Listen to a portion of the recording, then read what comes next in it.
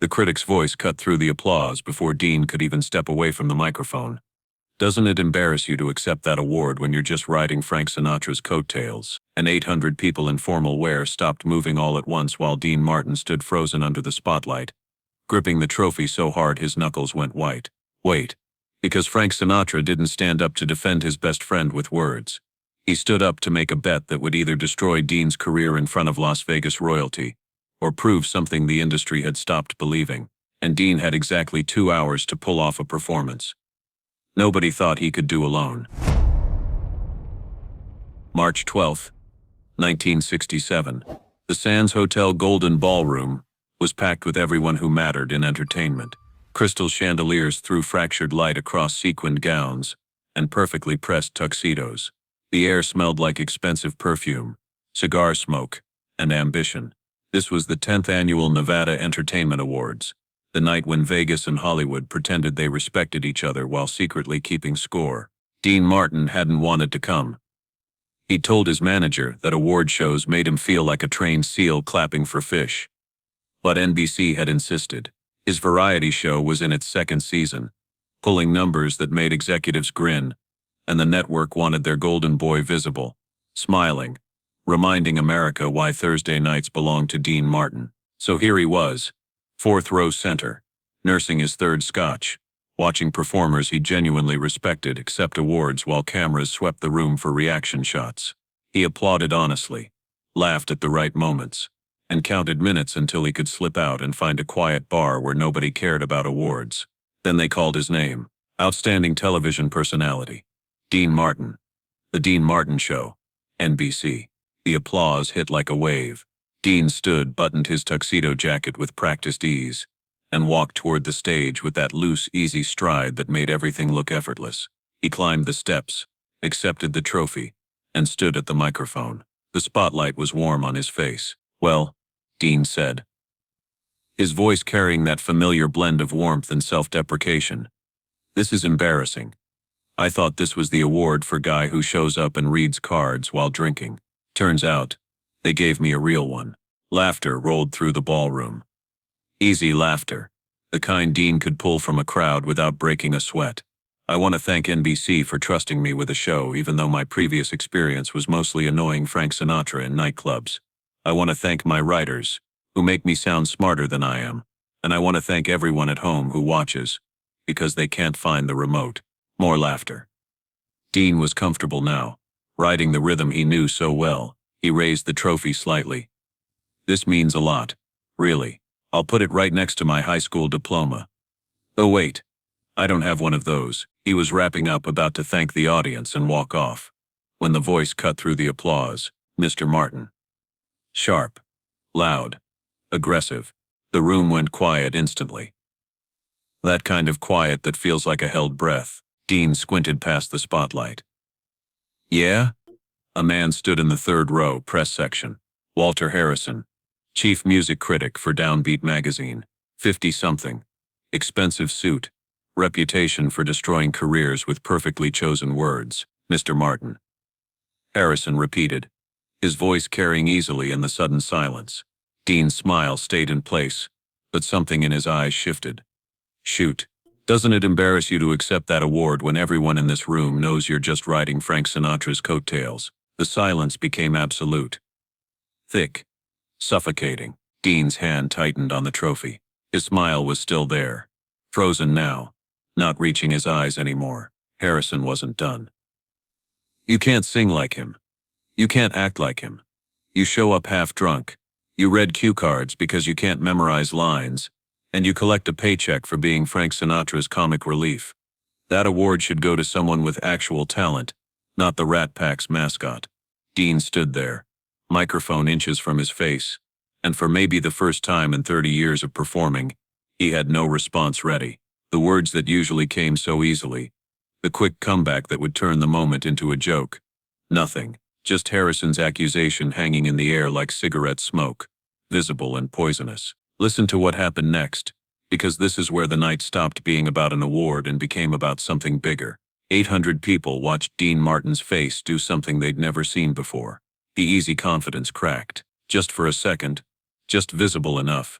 The mask slipped, And what showed underneath wasn't the cool crooner who made everything look simple. It was a kid from Steubenville, Ohio, who dropped out of school at 15, who'd spent years being told he wasn't good enough, who'd built an entire persona around looking like he didn't care because caring hurt too much. Then someone else stood up. 3 rows behind Harrison, black tuxedo, ice blue eyes, jaw set like concrete, Frank Sinatra. Everyone knew what was about to happen. Frank defending Dean, Frank destroying Harrison with words. This was going to be legendary. But Frank didn't walk toward Harrison. He walked toward the stage. Dean watched him come, confused. Frank climbed the steps, walked straight to Dean, and put a hand on his shoulder. Then he turned to face the ballroom, leaning into Dean's microphone. "Walter," Frank said quietly. Dangerously quiet. The kind of quiet that made smart people nervous. "You want proof Dean Martin has talent beyond being my sidekick?" Harrison, trapped in his moment, had no choice but to respond. "I think I've made my point clear, Mr. Sinatra." "I don't think you have," Frank said. "See, you've made an accusation. A serious one. In front of witnesses. In front of cameras.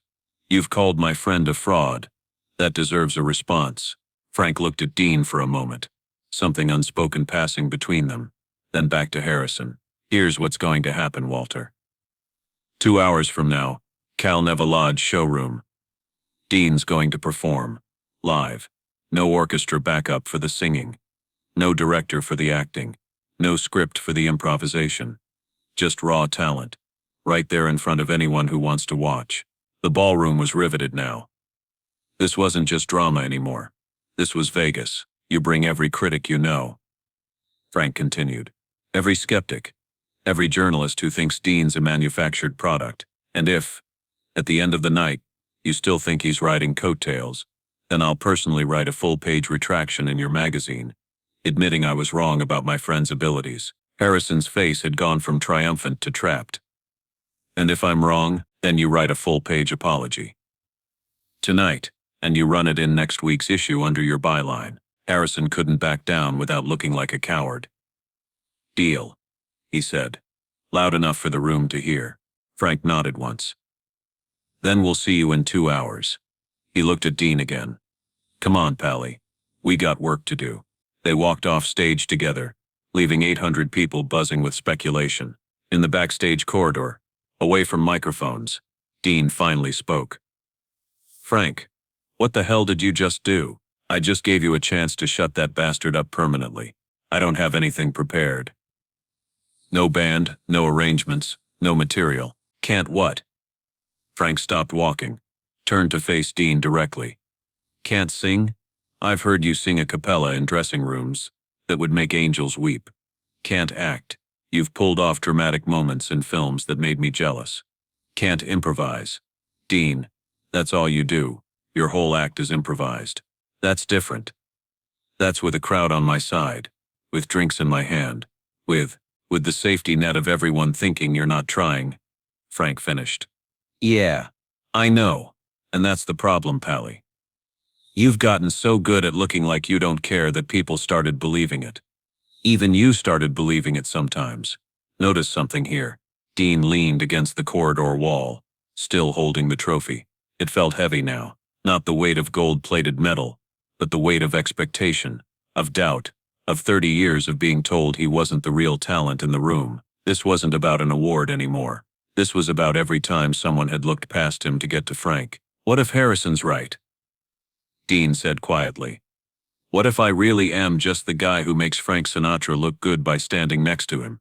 Frank stepped closer, his voice dropping, but intensifying. "You listen to me.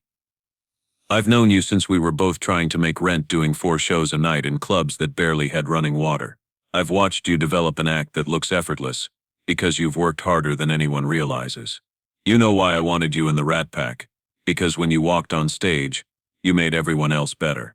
You made the room feel like anything could happen. That's not a sidekick talent, Dean. That's a gift." Dean looked at his friend, seeing the absolute certainty in Frank's eyes.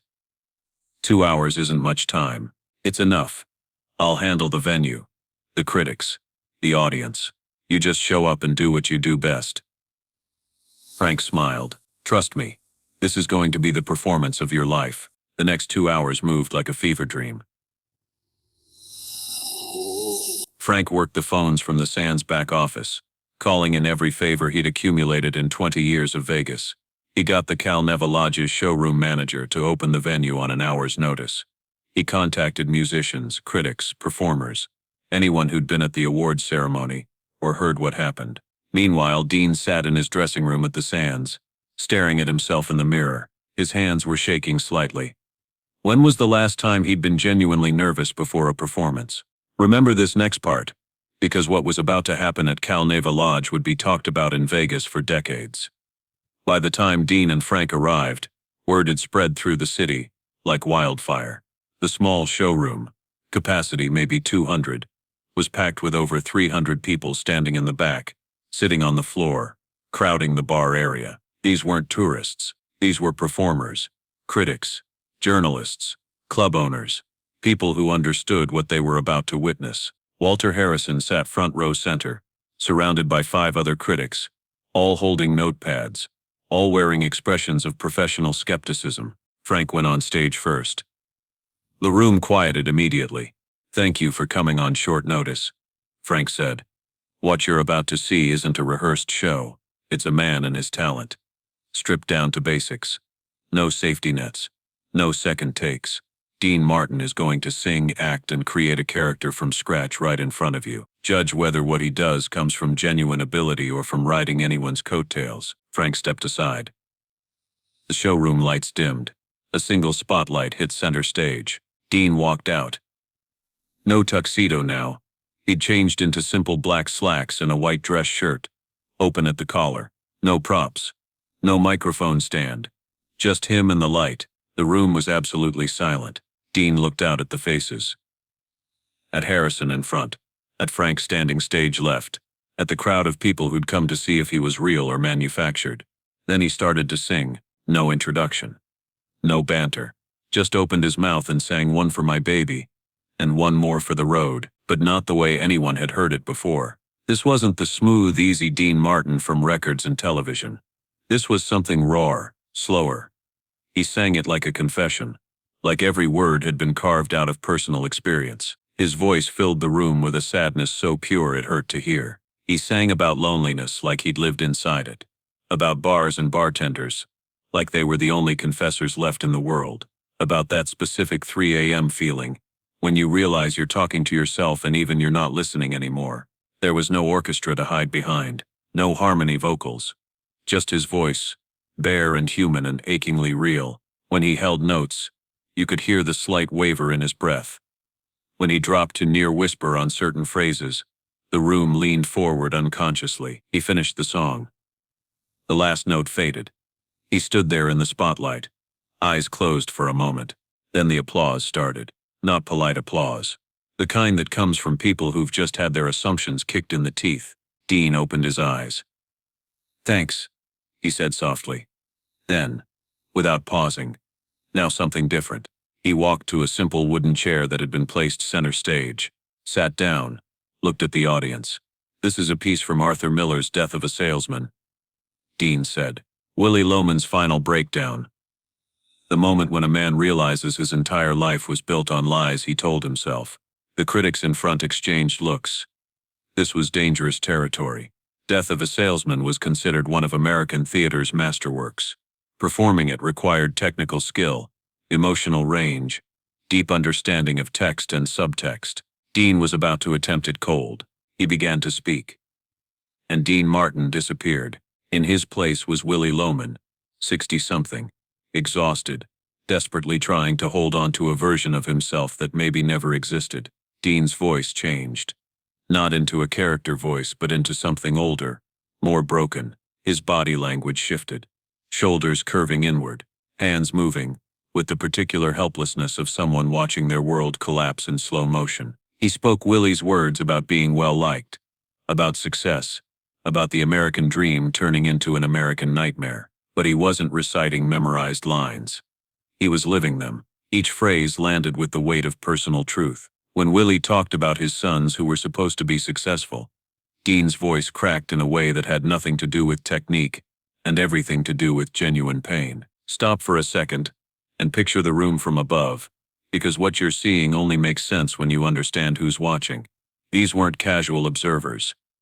These were people who'd built careers judging performance, and every single one of them was watching Dean Martin do something they'd been told he couldn't do. The dramatic monologue lasted maybe 6 minutes. When Dean finished, Willie's final desperate assertion that he was well-liked, that people would remember him, the character's delusion was so clear, so tragic, that 3 of the critics in the front row were visibly crying. Walter Harrison was staring at Dean with his mouth slightly open. Dean stood up from the chair, took a breath. Became himself again. Last thing Dean said, his voice back to normal. Frank stepped forward. For the final piece, I'm going to give Dean a situation. He'll create a character completely from scratch. No preparation, no planning, just imagination and instinct. Frank thought for a moment. Dean, you're a boxing trainer, 65 years old. You're in a gym that's being torn down tomorrow to make room for a parking lot. You're spending your last night there alone, saying goodbye. Show us who that man is. Dean didn't hesitate. His posture changed immediately, became older, heavier. His hands moved to touch invisible equipment, a heavy bag, a speed bag, ring ropes that weren't there. He started to speak, but not to the audience, to the gym itself. 43 years, the character said, Dean's voice now gravelly, tired. 43 years we've been together, this place and me. Opened in 1921 when I was 22 years old, and thought I knew everything about training fighters. Took me about 3 weeks to figure out I knew nothing. Look at what Dean was doing. He walked the stage like he was walking the perimeter of a boxing gym. He named equipment that wasn't there.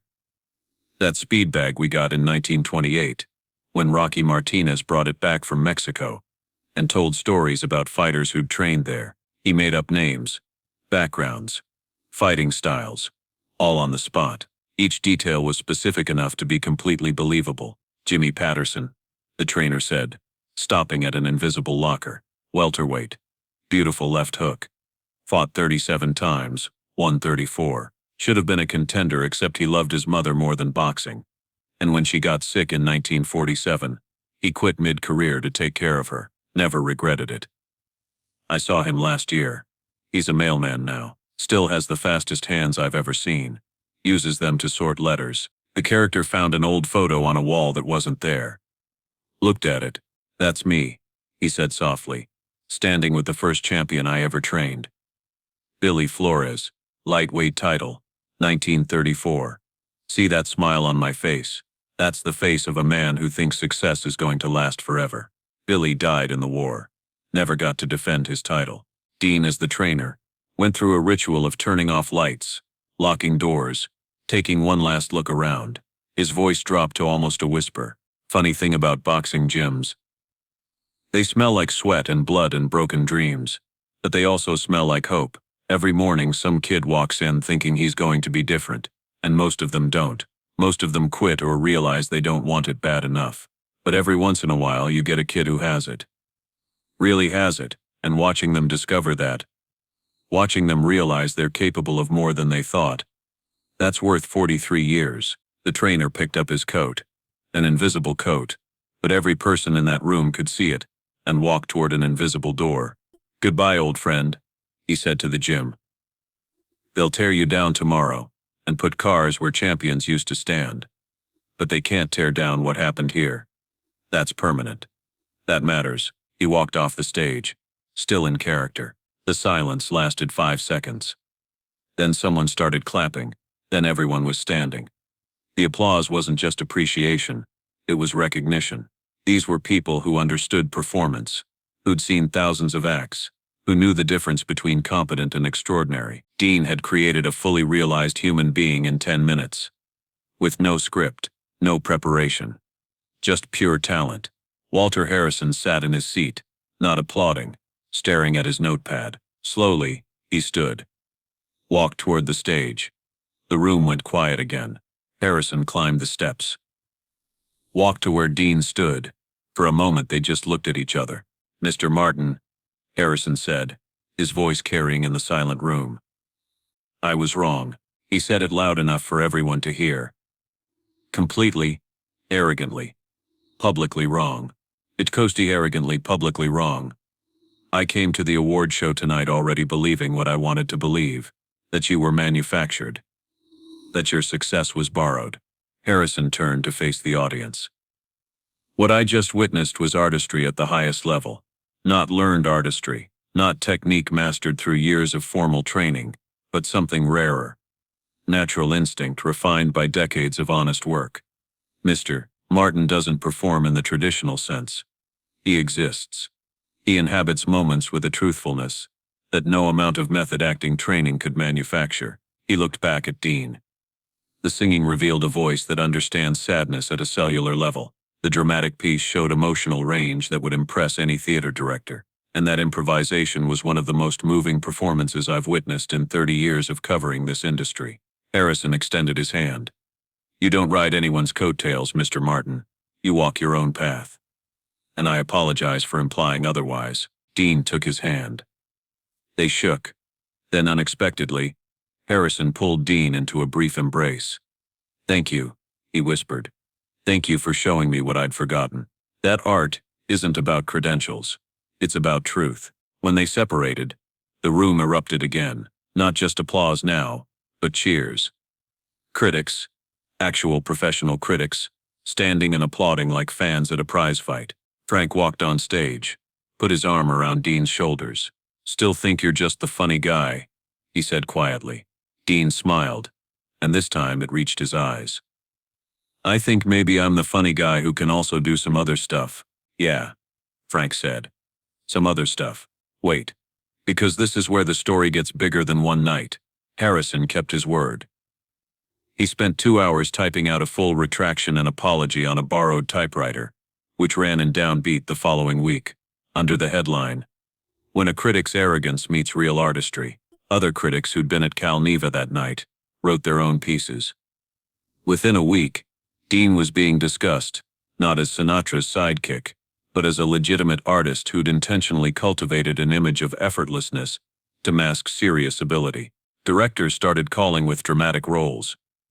His agent fielded offers for Broadway plays. Music producers wanted to record him doing stripped-down albums focused on interpretation rather than arrangement. 2 weeks after the incident, Dean and Frank sat in a booth at the Sands coffee shop at 3 a.m. The time when Vegas was quietest. You know what the weirdest part is? Dean said, stirring his coffee. I spent 30 years building an act around looking like I wasn't trying, making everything seem easy. And it worked. I got famous, got rich, got respected. But somewhere along the way, I started believing my own act. Started thinking maybe I really was just lucky. And now? Frank asked. Now I remember that making something look easy is the hardest work there is. That I earned everything I got, not by being adjacent to talented people, but by being talented myself. Frank raised his coffee cup. To talent that doesn't need to prove itself, except when some jackass critic makes it necessary. They clinked cups. Thanks, Pally, Dean said. For believing in me when I stopped believing in myself. That's what friends do, Frank said. They remind you who you are when you forget. The award show incident became one of those Vegas stories that got told and retold, growing slightly with each retelling but fundamentally true at its core. Dean Martin, publicly humiliated, responding not with anger, but with a performance that redefined how the industry saw him. Years later, journalists still asked him about that night. Dean's response was always similar. Walter Harrison did me a favor. He asked a question I'd been avoiding. And Frank did me a bigger favor. He forced me to answer it honestly. Sometimes you need someone to doubt you publicly so you can prove something to yourself privately. The impact rippled beyond Dean's personal career. The incident sparked conversations about how natural talent was valued versus trained talent, about how the appearance of effortlessness could be mistaken for lack of effort. Several performers who'd been dismissed as naturals found themselves reevaluated, but the deepest impact was on Dean himself. He'd spent 3 decades being praised for making everything look simple. Now he understood that the simplicity was the achievement, that his instinct for finding truth in a moment was a skill as valid as any learned in conservatories. He continued his variety show, but with a new confidence underneath the familiar casual style. Viewers couldn't quite identify what had changed, but something had. Dean seemed more present, like he'd stopped performing and started simply existing in front of cameras. The friendship between Dean and Frank became something deeper. Frank had seen Dean's vulnerability that night, and Dean had seen Frank's absolute faith in him. That kind of mutual witnessing creates bonds that don't break. Walter Harrison became one of Dean's most articulate defenders in print. Whenever critics dismissed Dean's work as lightweight, Harrison would write detailed responses pointing to the Cal Neva performance as evidence of depths they weren't seeing. The boxing trainer improvisation became particularly legendary. Acting teachers used it as an example of pure character creation. The character Dean had invented in 10 minutes demonstrated an imaginative capacity that formal training could nurture but never create from nothing. If you enjoyed spending this time here, I'd be grateful if you'd consider subscribing. A simple like also helps more than you'd think. The story of that night in 1967 remains a reminder that talent isn't always loud or formally credentialed. Sometimes it's quiet. Sometimes it looks like ease because the person wielding it has worked for decades to make it look that way. And sometimes it takes a public challenge, a loyal friend, and 2 hours of impossible preparation to reveal what was there all along. If you want to hear about the night Dean walked into a Chicago mob meeting to get Frank out of a dangerous contract, tell me in the comments.